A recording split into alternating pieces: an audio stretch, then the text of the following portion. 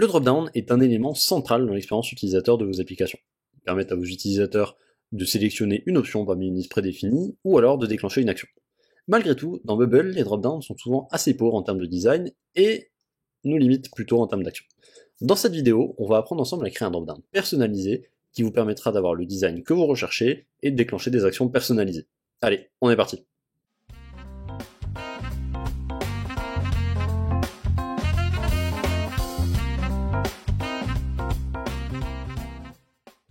Ok, on est de retour dans l'éditeur Bubble, on va jeter un œil à comment on fait ces fameux drop-downs personnalisés. Donc on va preview et on va voir un peu le résultat auquel on veut arriver. L'idée c'est d'avoir un drop-down un petit peu comme ça, un peu plus design, sur lequel en tout cas vous avez plus de liberté que le drop-down de base où vous aurez forcément cette fenêtre là. Donc on voit que là on peut sélectionner un pays et faire tout un tas d'actions avec.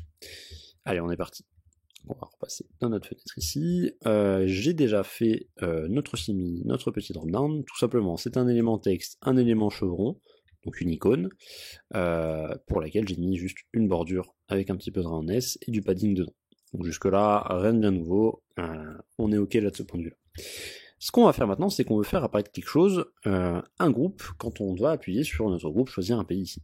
Donc pour ça, on va justement prendre un groupe focus, et les groupes focus vont nous permettre de faire apparaître ce groupe et de le placer en fonction d'un élément. En l'occurrence, notre élément, ça va être notre groupe ici. Donc on va pouvoir le grouper, on va lui faire une petite cure de design, hop, avec de la roundness ici.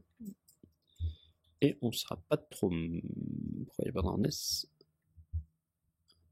Parce qu'il n'y a pas de bordure. Hop, voilà, nickel. Et là, on n'est pas trop mal. Et donc dedans, tout simplement, on va pouvoir mettre nos actions. En l'occurrence, moi j'ai fait un option set avec des pays, pour pouvoir les rajouter au fur et à mesure, etc., sans que ça soit trop contraignant. Donc je vais mettre un petit repeating group. Hop, pensez à bien faire un layout là-dedans, en row ou en colonne, peu importe. Donc j'ai mis mon petit repeating group dedans, qui sera lui en row. Je vais me mettre, hop, dans mon groupe focus, un petit peu de padding. Tac, et on sera pas trop mal.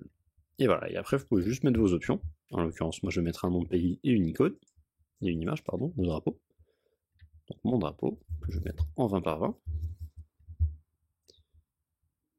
Hop, ici, hop.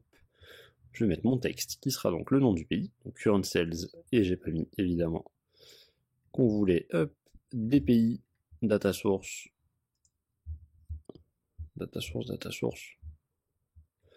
to search for, non, pourquoi donc?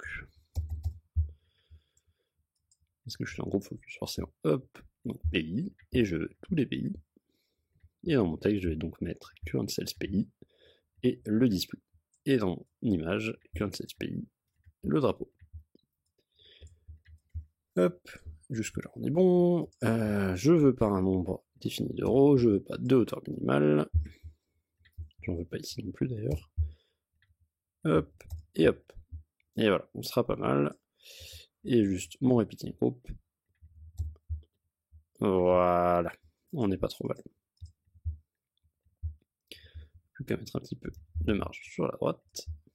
Et tout ça maintenant, je peux le faire comme ça, et on sera pas trop mal. On va jeter un œil à ce qui se passe. Hop. Et tout simplement, vu qu'on n'a pas fait encore de workflow, hop, ça n'a pas encore marché. Et donc on va juste aller récupérer notre workflow là-dedans, on va le créer. Il était déjà créé, mais je vais le refaire. Et donc on va juste dire que quand notre groupe est cliqué, hop, on va toggle notre focus group. Et à ce moment-là, quand on pourra cliquer dessus, ça va tout simplement nous afficher notre focus group. Alors on voit qu'il y a un petit souci juste là, c'est au niveau de l'offset. Bubble a quelques soucis au niveau des focus groups sur leur comportement en ce moment, donc on va juste mettre un petit peu d'offset au niveau de la hauteur, et on sera pas trop mal. Et une fois que vous avez votre focus group, à vous de choisir quelles actions vous voulez faire. Donc on peut tout simplement aller dans notre repeating group ici, créer un groupe avec ces deux, avec cette icône, enfin ce drapeau et le texte, et lui dire de faire une action, typiquement pour changer la langue de l'utilisateur, changer le pays, etc., etc. Ça c'est vous qui voyez. Voilà, vous savez maintenant faire des drop-downs personnalisés, ceux-là ils sont customisables à l'infini. N'hésitez pas à me dire ce que vous en pensez dans les commentaires, à lâcher un like et un abonnement, ça m'aide beaucoup. Et si vous avez des idées, des points sur lesquels vous avez un peu de mal sur vos applications, n'hésitez pas à me dire, on en fera une vidéo avec grand plaisir. Merci beaucoup, à plus tard.